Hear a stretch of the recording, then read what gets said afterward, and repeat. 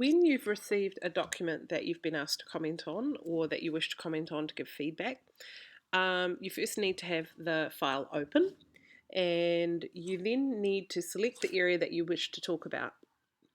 On this example, obviously this is an example just made for this demonstration, but whatever pages you receive, if a student has a scanned image, a photograph, or a text box, what you want to do is the area that you would like to comment on, you need to select first. So if I click here, I'm selecting the text box.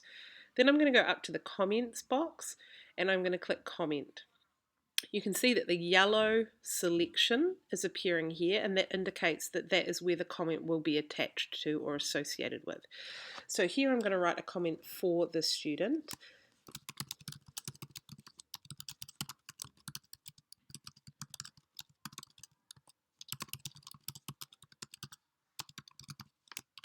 Okay, now I click comment. This is really important. If you don't click comment, it won't auto-save it. So I'm going to click on comment, and you can see that it's actually now been added to the document.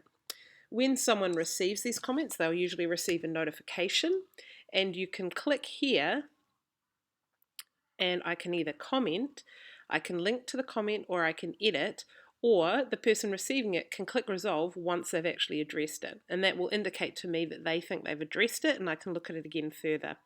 If I'm concerned about the whole slide, then I can just click comments and add comment, and you'll see that the yellow selection box has selected the whole slide. Here I'm going to add a note.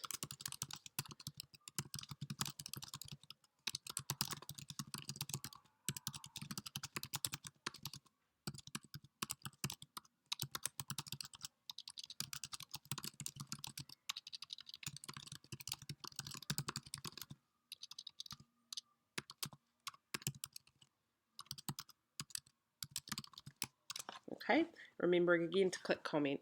Now, when the student or whoever you've sent the form to, or the file to, opens the document, they'll be able to see these comments.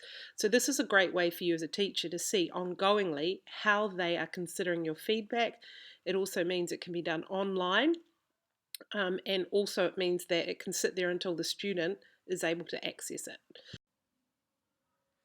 One of the things I think is particularly helpful about this way of looking at student process portfolios is whether or not the student chooses to do a digital format or literally scans pages from their workbook and inserts it into a slide or into a Google Doc. It allows you to access the student work and leave comments. Students can also reply to these comments and ask you to clarify further, and it keeps that thread of discussion. Here is an example of how collaborative commenting documents can be used in the classroom as a way to introduce the use of the comment function and the collaborative document within the classroom. This was a document set up and shared with the class where I just shared the link with them, and as you can see here, students were able to select areas within the comparative study criteria that they were unsure about and ask questions.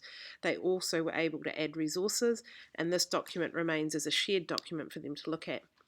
The key thing I'd like to just show you quickly is that here you can see where a student has asked a question and I have commented and replied to their question, and this remains as a resource where they can see the clarification of the actual question and my response to it.